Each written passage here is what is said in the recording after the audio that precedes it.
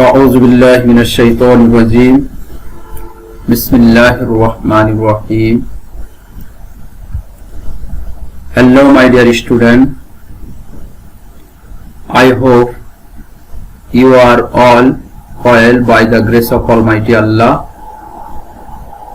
My dear student, I am fine by the grace of Allah. Dear student, today I will discuss with you with the right form verb class 6 to 8. So let's get started, my dear student. Welcome to Chatpur Online School, my dear student.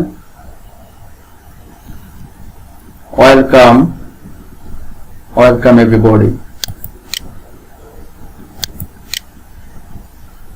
My dear student, my identity, MD Shariful Islam, Assistant Teacher, Balakhal Chandraban Girls High School, Haziganj, Chatpur.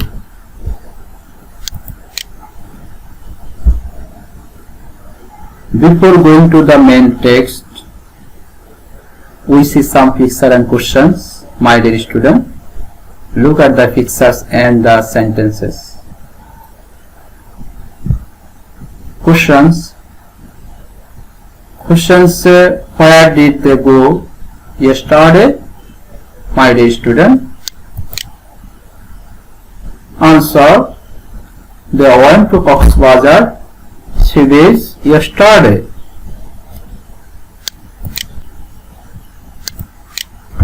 Which country won the last ICC Under-19 World Cup cricket? My dear student. Yes, Bangladesh won the last ICC Under-19 World Cup cricket. What is the first of speech of the words in the circles, my dear student? They went to Cox's Bazar sea beach yesterday. Bangladesh won the last ICC Under-19 World Cup cricket. There are two circles, went and on. It is, yes, verb. It is verb.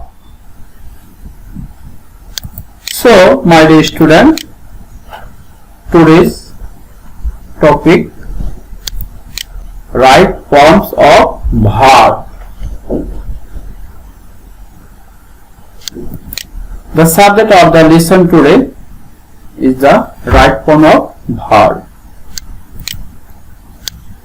Learning outcomes of this lesson. After completing the lesson, each student will be able to write the sentences using right form of verbs. Fill in the gaps with right form of verbs with flow. My dear student, look at the picture and the sentence. শিক্ষার্থী বন্ধুরা, এখানে তোমরা একটা rule দেখতে পাচ্ছ। রুলটা হলো present indefinite টেন্সে subject third person singular number হলে মূল ভার্বের শেষে এস বা এস যোগ হয়। তাহলে অবশ্যই আমরা জানি যে প্রেজেন্ট ইনডিফিনিট টেন্সটা কি? সাবজেক্ট প্লাস মূল ভার্ব প্লাস এক্সটেনশন। যদি এই প্রেজেন্ট ইনডিফিনিট টেন্সে সাবজেক্ট যদি থার্ড পারসন সিঙ্গুলার নাম্বার হয়, অবশ্যই তোমরা থার্ড পারসন সিঙ্গুলার নাম্বারগুলো কি কি অবশ্যই জানো। যদি থার্ড পারসন সিঙ্গুলার নাম্বার হয় তাহলে ভার্বের সাথে কি বসাবো আমরা? এস বা এস যোগ করব। তাহলে এখানে আমি একটা উদাহরণ দিয়েছি। কোশ্চেনে দেখো, হি রিড দিস ভার্ব এ বুক। তাহলে হি কোন person? Third person singular number. Yes my dear student. তাহলে এখানে আমাদের রাইট ফর্ম ভার্ব কি বলবে? ইয়েস, হি রিডস এ বুক। তাহলে he third person singular number হওয়ার কারণে মূলত রিড এর সাথে এস যোগ হয়েছে। ঠিক না শিক্ষার্থী বন্ধুরা? তাহলে এভাবে আমরা যদি প্রেজেন্ট ইনডেফিনিট টেন্সে যদি subject third person singular number হয় তাহলে মূল ভার্বের সাথে আমরা কি যোগ করব? এস বা ইয়েস যোগ করব। শিক্ষার্থী বন্ধুরা, আরেকটি ব্যতিক্রম ধর্মী একটি রুল দেখো। প্রেজেন্ট ইনডেফিনিট টেন্সে subject third person singular number হলেও যদি উক্ত সেন্টেন্সটিতে মোডাল ভার্ব যেমন কি can, could, may, might, shall, should, will, would, dare, need, ought to, had to, must ইত্যাদি যদি এই মোডাল ভার্ব গুলো থাকে তাহলে ভার্বের শেষে কোনো এস বা ইয়েস যুক্ত হবে না। তার একটা উদাহরণ দেখো।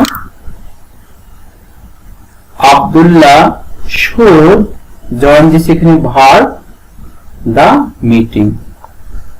তাহলে শিক্ষার্থী বন্ধুরা, এখানে should আছে আমাদের মোডাল ভার্ব। তাহলে আমরা এখানে মূল ভার্বের সাথে কি করব? আমরা কোনো কিছু যোগ করব না, অর্থাৎ মূল ভার্বটা মূল ভার্ব হিসেবে বসে যাবে। যেহেতু আমরা জানি যে মোডাল ভার্ব যদি থাকে, যদি এটা প্রেজেন্ট টেন্স হয়, প্রেজেন্ট ইনডেফিনিট টেন্সে হয়, সাবজেক্টে থার্ড পারসন সিঙ্গুলার নাম্বারে থাকে, মোডাল ভার্ব থাকলে মোডাল ভার্বের পর ভার্বের কোনো শেষে কোনো এস বা এস যুক্ত হবে না।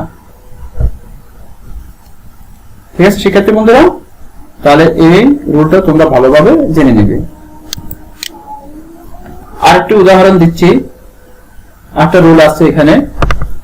একটি রুল হল প্রেজেন্ট ইনডেফিনিট টেন্সে কোন সেন্টেন্স যদি নেগেটিভ না বোধক হয় তাহলে সেন্টেন্সের সাবজেক্ট অনুযায়ী সাবজেক্টের পর ডু ডাজ এর যে কোনো একটি বসবে এবং নট বসবে। শুধুমাত্র subject third person singular number হলে ডাজ বসবে আর অন্য সকল ক্ষেত্রে ডু বসবে। শিক্ষার্থী বন্ধুরা, এখানে একটু ভালোভাবে একটু বুঝে নাও। যদি প্রেজেন্ট ইনডেফিনিট টেন্সে যদি সেন্টেন্সটি নেগেটিভ না বোধকে থাকে তাহলে সেন্টেন্সের সাবজেক্ট অনুযায়ী সাবজেক্টের পর আমরা কি বসাবো? ডু অথবা ডাজ বসাবো। এর যে কোনো একটি বসাবো, তারপর নট বসাবো। শুধুমাত্র সাবজেক্ট যদি থার্ড পারসন সিঙ্গুলার নাম্বার হয় তাহলে ডাজ বসাবো আর অন্য সকল ক্ষেত্রে আমরা কি বসাবো? ডু বসাবো। তাহলে এখানে আমি একটা উদাহরণ দিয়েছি, we not swim in the sea. তাহলে দেখো শিক্ষার্থী বন্ধুরা, এটা নেগেটিভে আছে, তাহলে আমরা এখানে কি করব? We do not swim, we do not swim in the sea. তাহলে উদাহরণটা হলো আমাদের we not swim in the sea. তাহলে এইখানে এটাকে আমরা যখন রাইট ফর্ম ভার্ব বসাবো, we do not swim in the C, যেহেতু উই কি নয়? থার্ড পারসন সিঙ্গুলার নাম্বার নয়। যদি এখানে থার্ড পারসন সিঙ্গুলার নাম্বার যদি হি অথবা কোনো কারো নাম থাকতো, যেমন ধরলাম Karim not swim in the sea, তাহলে কিন্তু আমরা এখানে করিমের পর ডাজ বসাতে হতো, Karim does not swim in the sea. বুঝতে পারছো বন্ধুরা? অবশ্যই বুঝতে পারছো। তারপরে তোমরা রুলটা আবার একটু ভালোভাবে দেখে নেবে। শিক্ষার্থী বন্ধুরা, আমি এখানে তোমাদেরকে কিছু তোমাদের একটু ফিল আপ করার জন্য, তোমাদেরকে একটু টেস্ট করার জন্য আমি কয়েকটা উদাহরণ দিয়েছি। দা বয় গো টু স্কুল রেগুলারলি। এখানে একটা গো আছে, দা বয়টা থার্ড পারসন সিঙ্গুলার নাম্বার, যার কারণে আমরা এখানে কি বসাবো? গোজ হয়ে যাবে, যেহেতু গো দা বয়টা হলো থার্ড পারসন সিঙ্গুলার নাম্বার, যার কারণে গোর সাথে ইয়েস বসে গেছে। তারপরের উদাহরণটা হলো হি স্টাডি অ্যাটেন্টিভলি এভরিডে। এটা প্রেজেন্ট ইনডেফিনিট টেন্স, এভরিডে আছে।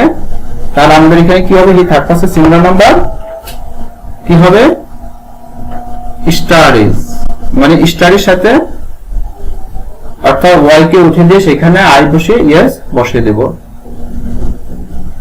হি ড্যাশ নট প্লে ফুটবল। এখানে নট এবং ফেলে আছে মূল ভার্ব, তাহলে এখানে আমরা কি বসাতে পারি?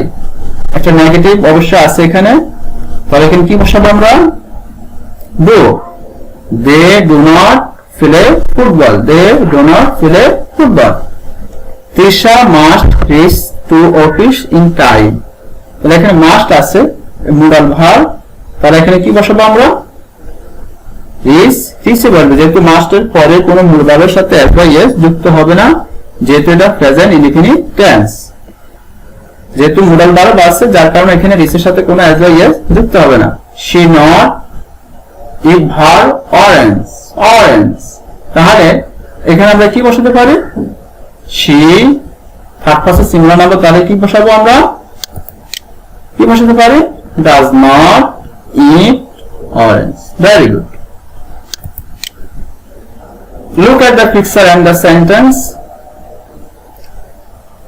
শিক্ষার্থী বন্ধুরা, এখানে আরেকটা রুল দেওয়া আছে, yesterday, ago, last week, last month, last year, day before, yesterday, গত পরশুদিন ইত্যাদি ওয়ার্ড বাক্যে ব্যবহৃত হয়ে যদি কাজটি ওই সময় হয়েছিল বোঝায়, তাহলে ভার্বের পাস্ট ফর্ম ব্যবহৃত হয়। বাংলা বাক্যটিতে ভার্বের রূপ প্রেজেন্ট ফর্মের মতো হলেও, প্রেজেন্ট টেন্সের মতো হলেও কিন্তু ইংরেজি ভার্বের পাস্ট ফর্মে ব্যবহার করতে হয়। তাহলে এখানে yesterday, ago, last week, last month, year, day before, yesterday, এই ওয়ার্ডগুলো যদি কোনো সেন্টেন্সে ব্যবহৃত হয়, তাহলে বুঝতে হবে এটা কোন টেন্স, অর্থাৎ ভার্বের রূপ হিসাবে কি হিসাবে বসবে? পাস্ট ফর্ম হিসাবে বলবে, অর্থাৎ পাস্ট টেন্স হিসাবে এটা থাকবে। যদি এটা প্রেজেন্ট টেন্সের মতো হইতেছে, কিন্তু আমাদের এখানে yesterday থাকার কারণে মূলত এটা ফার্স্ট টেন্স। তাহলে এখানে আমি একটা উদাহরণ দিয়েছি, আরিফ কাম হোম yesterday, তাহলে এখানে আমাদের কি হবে বলতো? হ্যাঁ, ইয়েস, আরিফ যেহেতু yesterday আছে, এটা ফার্স্ট টেন্স, তার মূল ভার্ব কাম ছিল, এটা হয়ে যাবে came. Very good. তাহলে Arif came home yesterday. Very good. তারপর একটা রুল দিয়েছি, অনেকক্ষণ ধরে একটি কাজ চলছে এবং বোঝাতে পর এবং অনেক আগের কোন একটি মুহূর্ত থেকে একটি কাজ চলছে, এই অর্থে সিন্স ব্যবহৃত হলে তার পূর্ববর্তী ভার্বের প্রেজেন্ট পারফেক্ট কন্টিনিউয়াস টেন্স হবে। তার পূর্ববর্তী ভার্বের প্রেজেন্ট পারফেক্ট কন্টিনিউয়াস টেন্স হয়। যদি ভার্ব না থাকে, কোন অ্যাডজেক্টিভ থাকে, তাহলে তার পূর্বে had been, has been present perfect tense হিসাবে বসবে।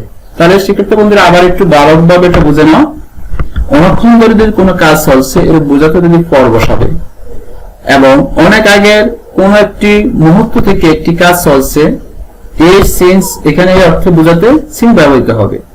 তার পরবর্তী ভার্বে আমরা কি বসাবো? প্রেজেন্ট পারফেক্ট কন্টিনিউয়াস টেন্সে বসাবো। যদি ভার্ব না থাকে, কোনো অ্যাডজেক্টিভ থাকে, অর্থাৎ কোনো ভার্ব যদি না থাকে, যদি কোনো অ্যাডজেক্টিভ থাকে, তাহলে তার অ্যাডজেক্টিভের পূর্বে আমরা প্রেজেন্ট কন্টিনিউয়াস টেন্স না বসিয়ে সেখানে আমরা প্রেজেন্ট পারফেক্ট টেন্স বসাবো, অর্থাৎ হ্যাড বিন, হ্যাজ বিন বসাবো। তাহলে এখানে আমি একটা উদাহরণ দিয়েছি শিক্ষার্থী বন্ধুরা, he is in for 2 months। এখানে দেখো ইন শব্দটা কিন্তু অ্যাডজেক্টিভ, যার কারণে আমাদেরকে এখানে কি করতে হবে? এটা কি প্রেজেন্ট পারফেক্ট কন্টিনিউয়াস টেন্স হবে নাকি প্রেজেন্ট পারফেক্ট টেন্স হবে?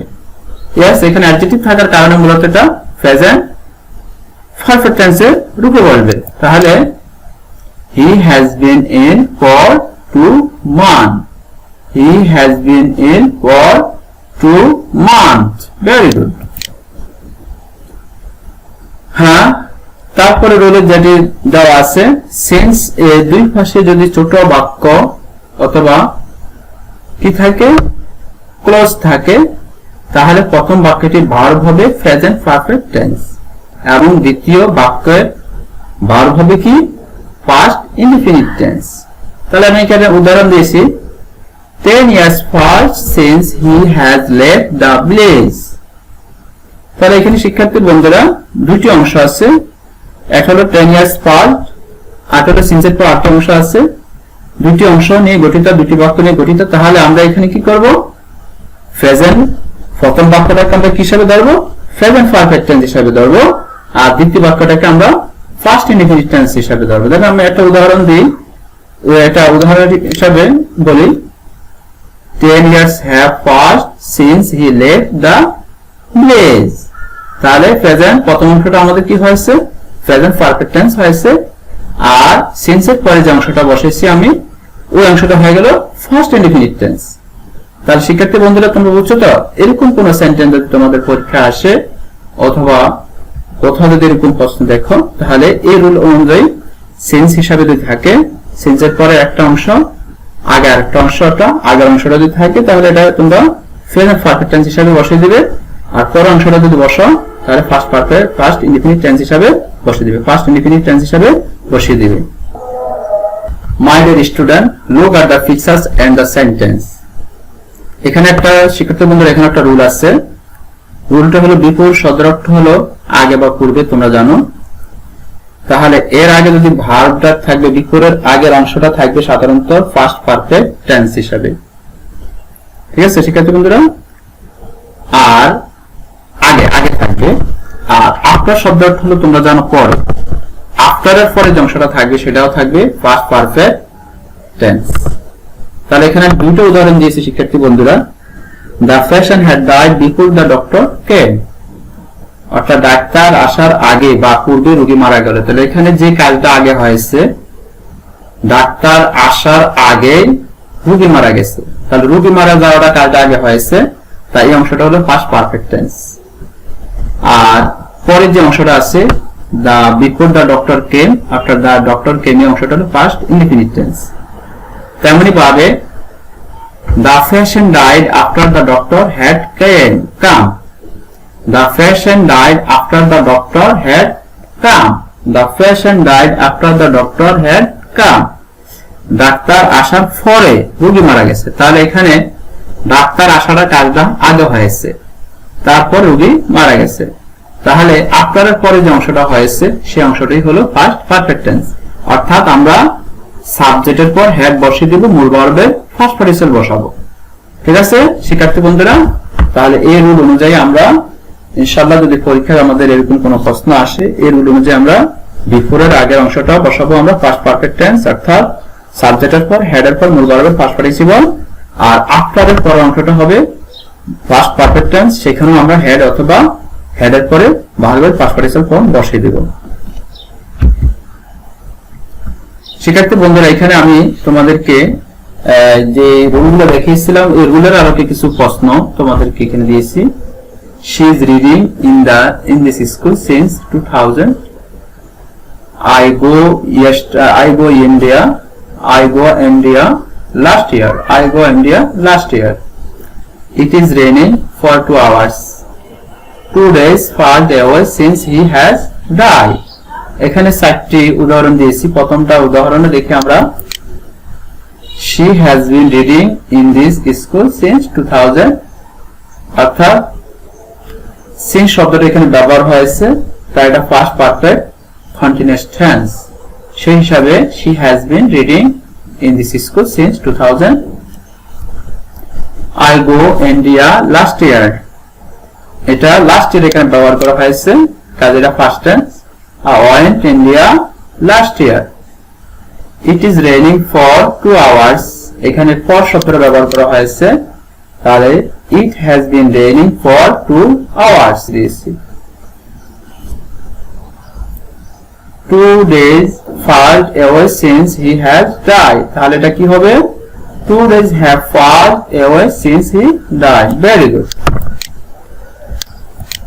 শিক্ষার্থী বন্ধুরা, আমরা আজকে আমাদের পাঠের শেষ অবস্থানে পৌঁছে গেছি। আমি এতক্ষণ তোমাদেরকে কয়েকটা রুল শিখিয়েছিলাম, আমার আগের ক্লাসেও আমি কয়েকটা রুল তোমাদেরকে দিয়েছিলাম। সেই ধারাবাহিক হিসাবে আজকের এই রুলগুলো আমি এখানে তোমাদেরকে বাড়ির কাজ হিসাবে 5টি সেন্টেন্স দিয়েছি, বেশি দেইনি। 5টি sentence. Hafiz can make this verb the people laugh. Number 2, she must dance. Number 3, it is this verb raining for 2 hours.